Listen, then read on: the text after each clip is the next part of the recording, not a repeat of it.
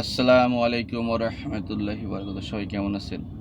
আসলে একটা ভিডিওতে দেখলাম ৩০০ ফিটে ওই যে একটা ভাই কুত্তারে খাওয়ায় বা অনেক সময় গরিব মানুষদেরকে টাকা দান করে। হ্যাঁ, ভালো কাজ। কিন্তু আসলে যখন ধরেন আমার ওয়াইফই একটা কথা বলি, আমার ওয়াইফ তো আসলে বোরকা ছাড়া বেরোয় না। ধরেন হইতেই পারে বোরকা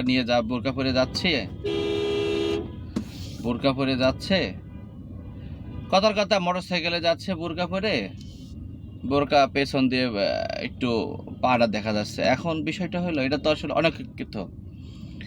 এটার বিষয়ে কিছু বললে তখন মাইন্ড লাগবে। আসলে যারা ৩০০ ফিটে রাত্রে ঘোরাফেরা করে, যারা উল্টাপাল্টা ড্রেস পরে, যাদের পোশাকের ভিতরে কোনো মানে সৌন্দর্য নেই, অসৌন্দর্য, দেখতেই পুরুষ মানুষের গায়ের লোম খাড়া হয়ে যায়। যে বাংলাতে যদি বলি আমি হট হয়ে যাই। রোজায় আছি তারপরও বলতে হচ্ছে কিছু কথা। ধরেন এখানে আমি বামে একটা দুইটা মেয়ে দেখলাম, দুইটা মেয়ের ভিতরে একজনের বোরকা পরা আর একজনের বোরকা পরা, কিন্তু একজনের গা ঢাকা আর একজনের গা ঢাকা না। এখন বিষয়টা হলো যে একজনা গেঞ্জি পরে আছে আর একজনের শার্ট পরে আছে আর একজনের বোরকা পরে আছে। এখন আপনি কাকে কিভাবে নেবেন? বোরকা বেলায় আপনি একবারের থেকে দুইবার তাকাবেন, একবার দেখলেন আর একবার সৌন্দর্য, না মেয়েটা আসলে ভদ্র আছে।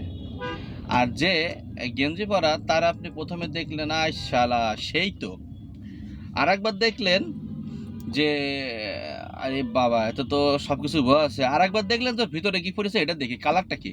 বলছেন এটা পুরুষ মানুষের চোখ, তো আমি তো পুরুষ মানুষ, আমরা তো বুঝি নাকি একটা পুরুষ আর একটা আর মহিলার মানে কীভাবে তাকায়।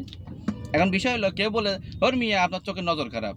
ওরে ভাই, যে মসজিদের বড় হুজুর তার চোখের যেমন পাওয়ার, তাকানোর দৃষ্টি, আমারও সেম দৃষ্টি, কিন্তু আমার কথা হলো যে ইমাম সাহেব এক থেকে দুইবার তাকাবে বা তিনবার তাকাবে, উনি হাদিস অনুযায়ী চিন্তা করবে। আর আমি চিন্তা করবো যে ওর ভিতরের কাপড় মানে ভিতরে কি কালারটা পড়েছে এটা দেখার চিন্তা করব। মানে ওনার ভিতরে একটু মাধুর্য থাকবে তাকানোর ভিতরে, আর আমাদের তাকানোর ভিতরে খারাপ নজর থাকবে। এই হলো একটা হুজুর আর একটা আনপাবলিকের ব্যাপার। এখন কথা হলো এইচডি ভাই যে ভিডিওগুলো করেছে, সে ভিডিওর ভিতরে উনি মুখ দিয়ে অনেক কিছু বলেছে। এখন বিষয় হলো ভিডিও করে যদি উনি চলে যেত তাহলে একটা জিনিস ছিল, কিন্তু একটা জিনিস হলো উনি যে কথাগুলো বলেছে আসলে কথাগুলা ধরেন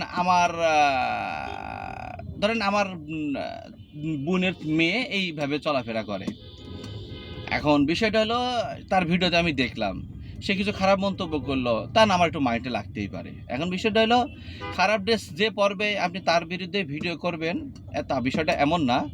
বিষয়টা হলো উনি আসলে এভাবে করতে চাইছিল, কিন্তু আসলে ওনার কপাল খারাপ, উনি মার খাইছে, ওনাকে মারছে, ওনার সাথে ভালো একটা ওনার মান সম্মান ইজ্জত সব কিছু মিলিয়ে। আর বিষয়টা হলো কি, আপনি যদি কোনো ভালো কাজ করেন 10 জনের ভিতরে আপনাকে 10 জনের সাপোর্ট করবে না। আপনি যদি কোনো খারাপ কাজ করেন আপনাকে 10 জনের ভিতরে 10 জনের সাপোর্ট করবে না। তো এই জন্য ভালো কাজ আর খারাপ কাজের ভিতরে একটু পার্থক্য থাকবেই। আর সমালোচনা তো থাকবেই, এটার কোনো ইয়ে নাই।